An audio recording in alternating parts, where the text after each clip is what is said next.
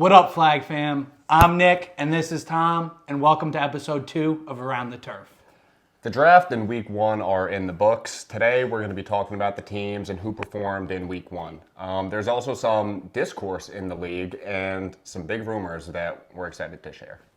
You do not want to miss this.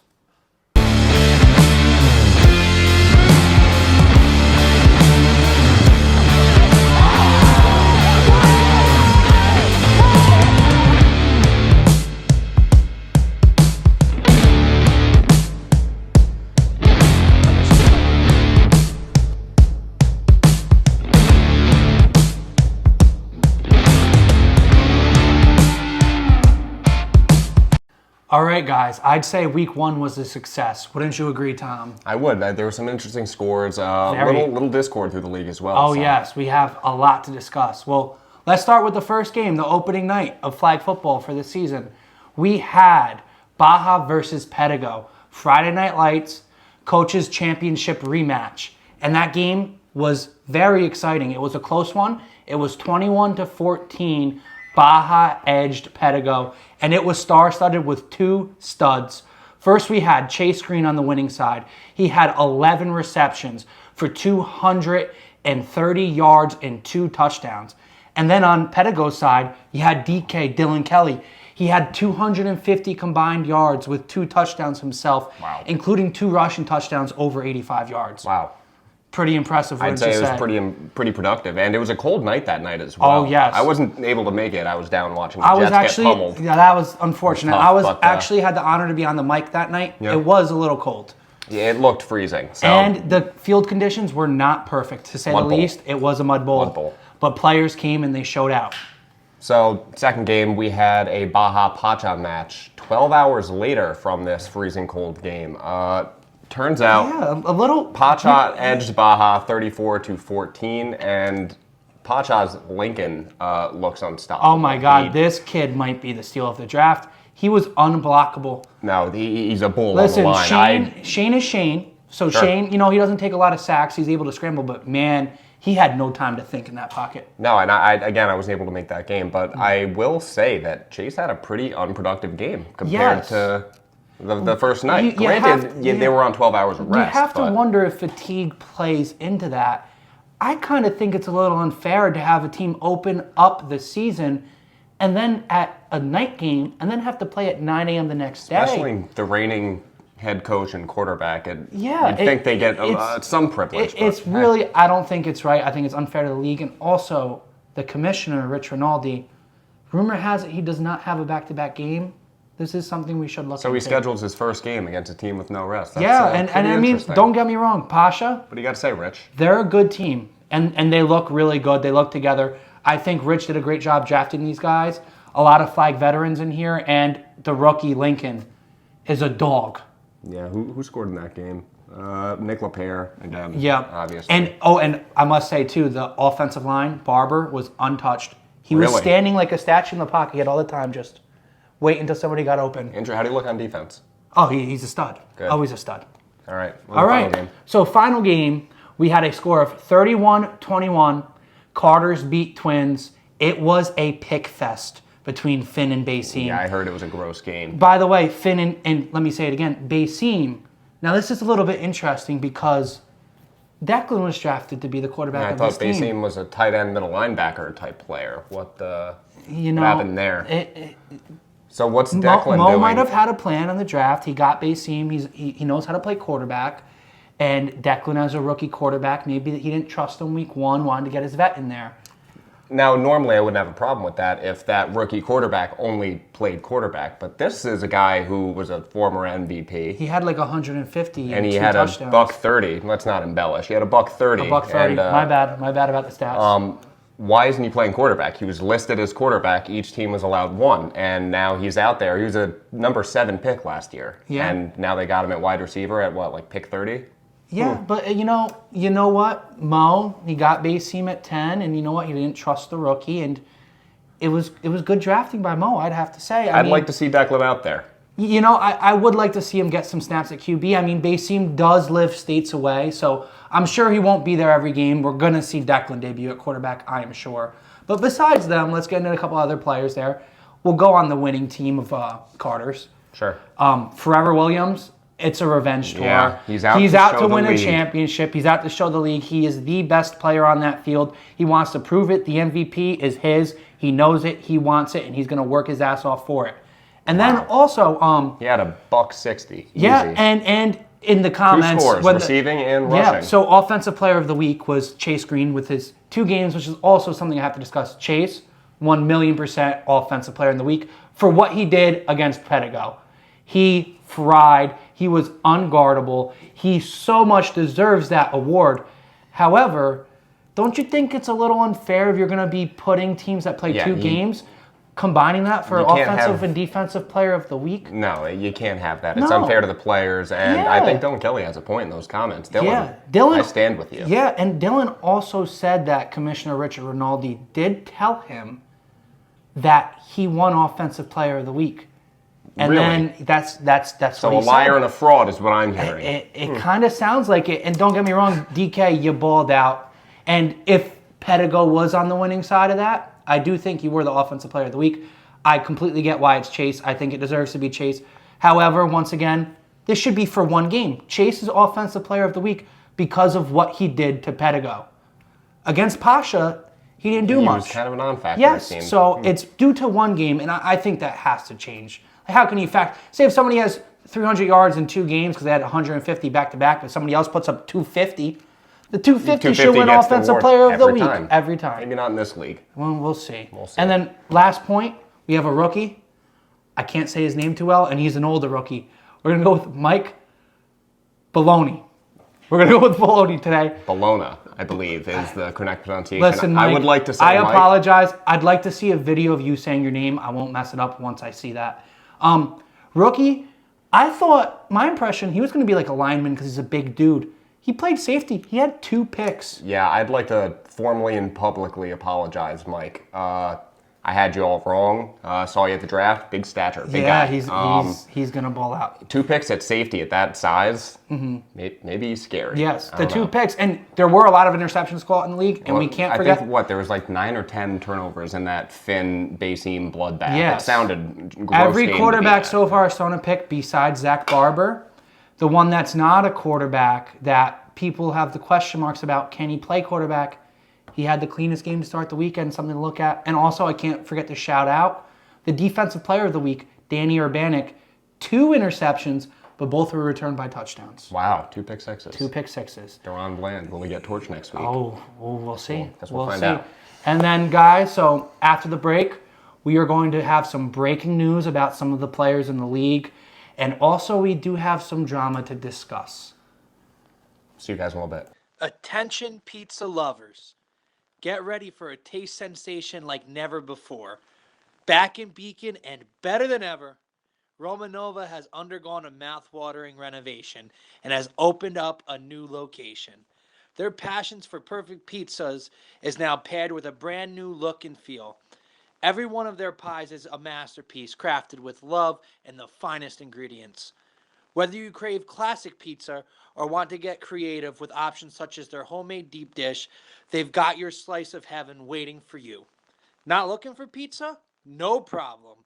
Romanova offers all kinds of menu items such as pasta, salads, subs, and even specialized in Mexican food as well. So come join us at Romanova, where every bite tells a story of flavor, fresh flavors, and new beginnings right here at Romanova. Welcome back. I hope you enjoyed our sponsor from Romanova. Check them out. They're on 52 where the old Dunkin' used to be. Best pizza around. Nick, want to tell us about this breaking news you got? Yeah, guys, I have a couple of stories here. First of all, 12th overall pick in the draft rookie, Estefano Rendon, is out for this season. It is a back injury. That's big. His flag career is very much in doubt here because of this. This could extend farther than this season, unfortunately. Do we know how this injury happened? Was he hunched over the poker table too hard, or what was the deal? You know, he does play a lot of poker. You know, it's not good for your back to be sitting down for all those hours. You know it. It's a very unfortunate thing. Jack Sheehy drafted him with confidence at 12 overall. Hell of a player. Pick before Ryan. Could have been almost a spite pick because he thought Ryan was going to pick him. Really could go back to haunt him there. Losing a draft pick that early, that hurts. And unfortunately, that's not the only breaking news I have. Also for Team Baja, Joe Sarcone is stepping away from the game for a bit for personal reasons. Joe, do what you got to do, brother. We respect you and hope to see you back this season. Now, after that heartbreaking news, Tom, do you have some drama you'd like to discuss? So I got rumors around the league. Okay, I let's got hear it. ears around there. I'm hearing Santino, Yes. Italian Stallion. Italian Stallion Beast. I think he ran for 2 touchdowns, running all over the place. And I think he had 4 carries, something like that. Why is that? A guy with that many So around the rumor touchdowns, mill, yeah. Santino texted enemy coach, I'd say, Jack Sheehy, brother of JJ, complaining, saying that he wanted to quit the league, that he was done with it. I hear now that he's back and willing to give it another shot, but he does not want to play O-line. I mean, JJ, move his ass from O-line. Yeah, I mean, feed the guy the ball. If a guy's running all over the field, why are you going to waste him on a line? Exactly. This guy should be getting 10-plus carries a game. That's ridiculous. Hopefully, JJ, you see this message and you do the right thing by him and give him the rock. And then, Tom, also another story I heard you have with Twins Barbershop here. Yeah. About a player. Bayseam, what the hell, man? What was that, 4 picks? You were throwing to everyone but your team.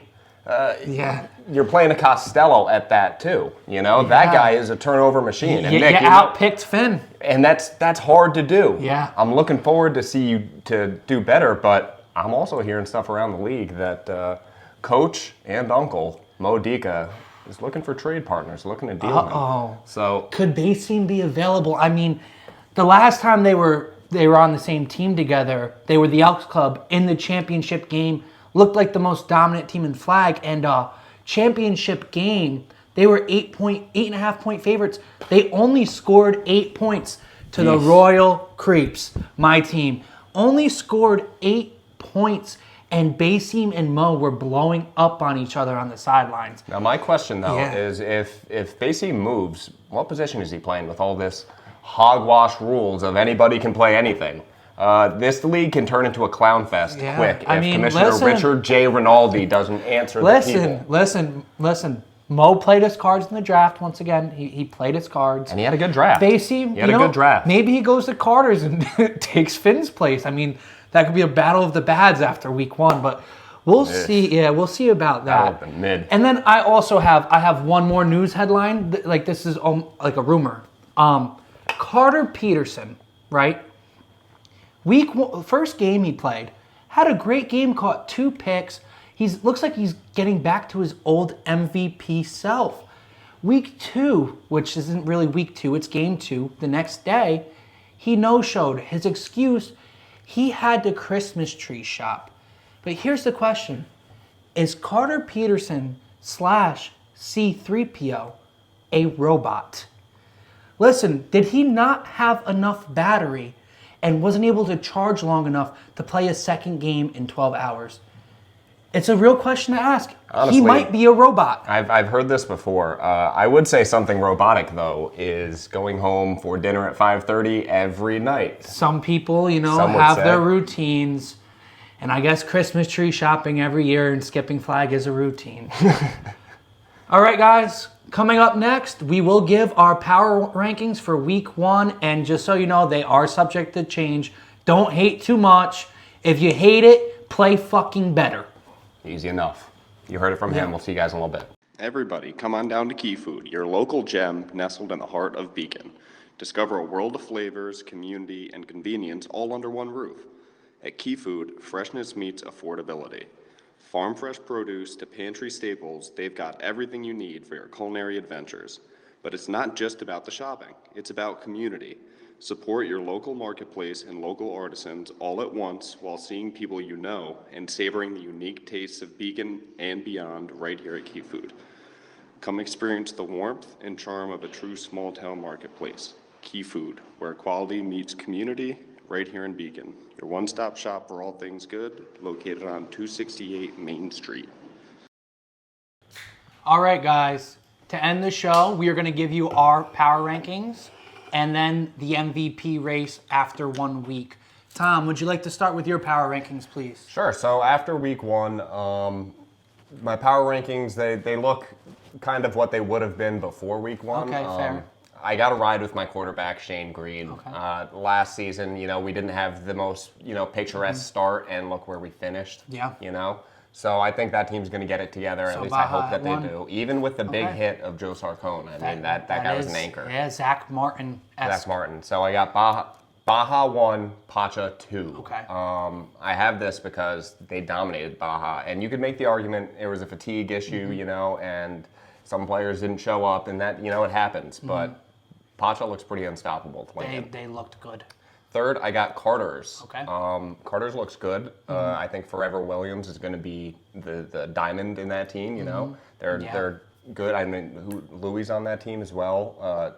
Sam. Maybe I mean, Sam. that's a scary team. Yeah. The only problem I would say is that Costello they have under center. The guy is a pick machine. He's bad. can be. He's really bad. After that, I got Pedigo. Okay, at 4. At 4. I have him so low. Last year, a big fall off. I don't know. I don't think they have it together. They have Dylan Kelly, who had a great game, but Kyle's getting old. I'm worried about those knees. The question to ask is up Kyle top. aging? Up top, I mean, the guy can throw a hell of a spiral. Yeah. We both know that. But Yes, he can. could he be showing age? I don't know. And in last place, Mo, I'm sorry, I got you and your twins. If Bayseem's going to be throwing the ball, Bayseem, I love you to death, but throw to someone on your team, please. And if you have Declan at the helm, it's going to be possibly worse. that guy's a pick factory. Okay. Yeah, we haven't seen the debut yet, but you can only imagine what that would turn into. So that's my top 5. Let me know if you agree with me or not. Okay. I'd like to hear yours. Okay, let me get into mine. So at number 1, it was by far the most dominant team of the weekend. It is Pasha Barbershop. I mean, they have a bunch of dogs. The commissioner, Rich Rinaldi, first-year head coach. A little bit of a question mark, but I'll tell you what, he drafted very well. He drafted flag veterans. It's his first year of coaching, but he knows the game. Yeah, How he long knows has the he been doing game. this? He knows the game. Who to draft. And they have some dogs. That's not a team I'd ever want to play. At number 2, I am going to go with Carter's.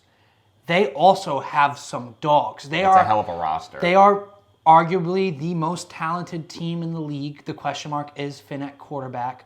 But Finn, you have all the help in the he was world. a royal creep, and he's won in this league. If you can't get it done. And he can win again. He can win again. If he's smart with the football, this kid can go out and win. So, Finn, I haven't lost hope in you, brother. I have. Number 3, it's Baja. They're 1-1. Yes, fatigue played a factor, but 34-14, I'm not sure if they had full rest if they beat Pacha, which is why I'm putting them at number 3. Defending champion Shane Green is a beast of a quarterback with defending MVP Chase Green. I mean, all these teams are good teams on paper. They're all great. They're all people you don't want to play. But, I mean, they could be a problem for anybody. And you are right. They started off slow last year and won a championship. Number 4, I'm going to go with Twins Barbershop. Listen, Twins, Bayseem had a bad game, but they were in it for most of that football game. Yeah. They were in it. Bayseem, first game back in 2 seasons as a quarterback. I get he's not listed as the quarterback. When Declan plays, Twins is 5. 4, Twins is 5 when Declan's quarterback. But with Bayseem, he's a flag veteran. He's never won a championship as quarterback, but he knows how to play the game. And he has. He knows how to play the game. He's smart. I'm going to put them at number 4. Number 5 for now, and this is subject to change, I have to put Pedigo. They just had a rough offensive game. Dylan Kelly had 2 phenomenal plays, but they were 2 80-plus yard touchdown runs. Is that something that's sustainable? I mean, It'd just be a flash. But with Dylan, I mean, he can do that every play. And you can't forget the rookie, one of the first picks by Coach Jack Sheehy. John Underwood was not there. That can make a huge difference. I mentioned availability before with Underwood. I think he would be a big question mark. You don't want him on the field. If he's on that field, he can make a difference. Noah Stefano hurts, but I'll tell you what. Where are you going to find the offense with the Stefano? Well, Underwood, obviously, but here's another guy. The reigning offensive player of the year, Stephen McDowell, QB1. Get him the football. He will make something happen. All right, Tom. So that's our rankings. Like I said, don't hate us. It's subject to change. Now we're just going to go after week 1, our top 5 MVP candidates. Way too early. But Way too we early gotta do it. MVP candidates. Tom, you lead it off. So the front runner, I think it could be a coin flip, between the two, just based off stats. But Chase and Dillon, they're head-to-head. I I'll agree. edge Chase just because of the amount of productivity in the first game. Yeah, and he but- is the reigning offensive player of the week, even though Dillon was told he was going to win that by the commissioner. But Which is, again, still sketchy. Yeah. Then I have Dillon. Forever, you're on that top 5. I Oh. got you in at 3. Again, you could possibly be 2 for now. yeah, and forever keep climbing those ranks, bro. Once you turn it up, man, see what happens. And don't start going easy when you're up big. Keep fucking foot on going. the throat and fuck 'em. Foot on the gas. Number 4, Tom.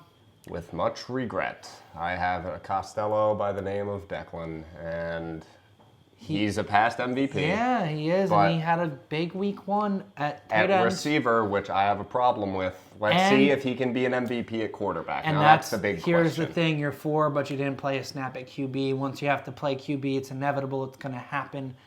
Can you keep an MVP case?